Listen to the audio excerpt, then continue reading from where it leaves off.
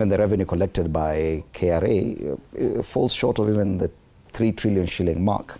So if we are talking about 4.8 trillion, which has a potential of, by the end of the year, crossing the 5 trillion shilling mark, then there's definitely need to increase the level of revenue collection. The discussion has always been about widening the tax base. Do you think that finally taxing the mitumba industry could bring in the informal settlement into enabling KRA get to that level? I think we look at the whole process of budget making and finance bill and taxation. Let's look at it more objectively and not in isolation, but we look at the whole ecosystem, including the government master plan and the future of our economy.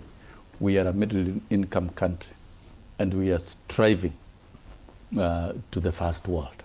That's a fact. And Kenya has a potentiality. This is superpower economy in the region.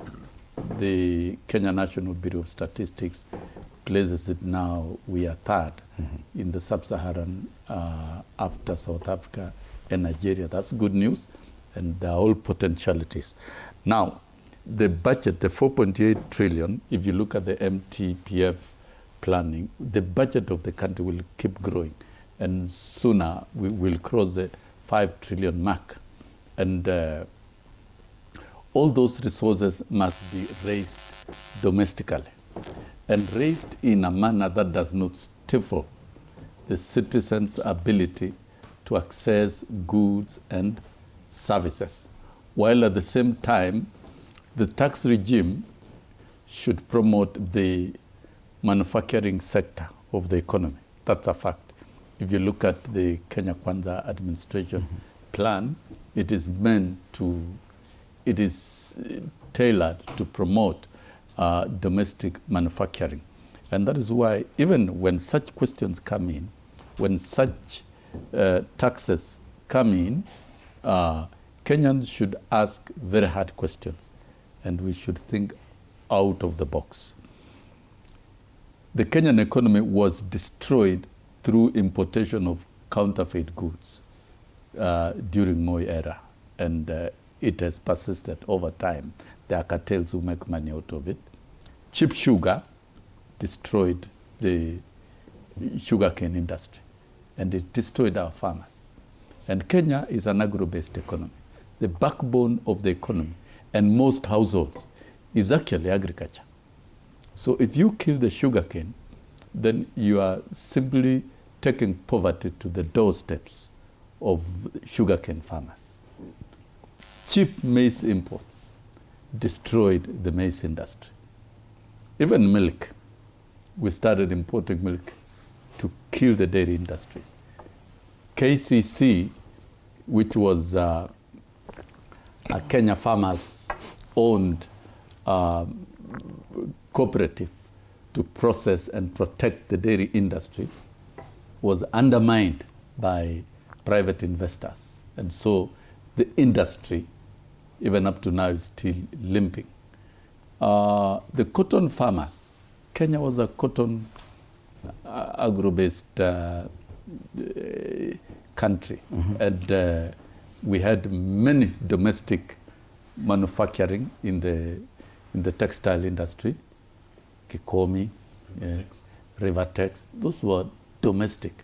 And it was killed by the flooding of the country with mitumba. That's a fact. We can argue about the benefits, but then we should look at the long-term destruction that it has brought to the country. That is what I can speak about, my own opinion. And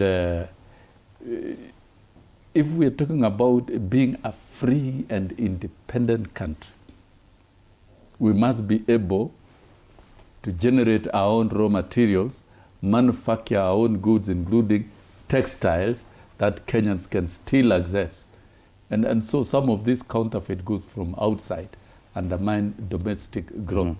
And so if applying taxes in those particular goods is a measure that will eventually wipe. We cannot stay with mitumba forever.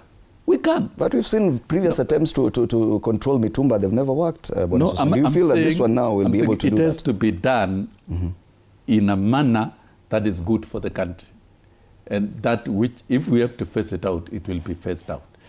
If we are talking about promoting even telephone manufacturing within the country, or if you want to promote goods that are being manufactured from within the country, then you have to impose taxes for those that which are imported. Okay. And that is a fiscal strategy on the same. So that then I think it is good for Kenyans, by and large, looking at the process of budgeting and the finance bill. There are two bills.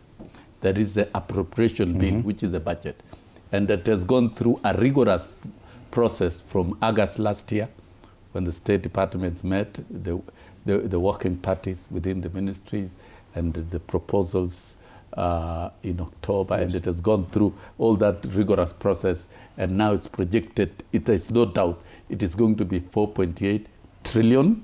So the appropriation bill is then going through public participation now.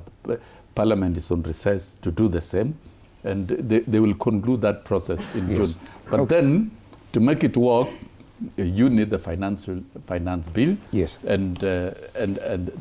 But according to this paper, and this bill will aid in raising the revenue to finance the 4.8 trillion. So the proposals therein are not cast in stone. Yes. In both the bills. But let's bring the professor into this conversation. So Kenya Revenue Authority will, and I'm reading straight from the Business Daily, which is a major business outlet, and as far as news is concerned, the Kenya Revenue Authority will be required to collect 2.985 trillion shillings, by July next year. It's against a budget of 4.8 trillion shillings. But then they say the Finance Bill 2026 is expected to deliver most of the revenue haul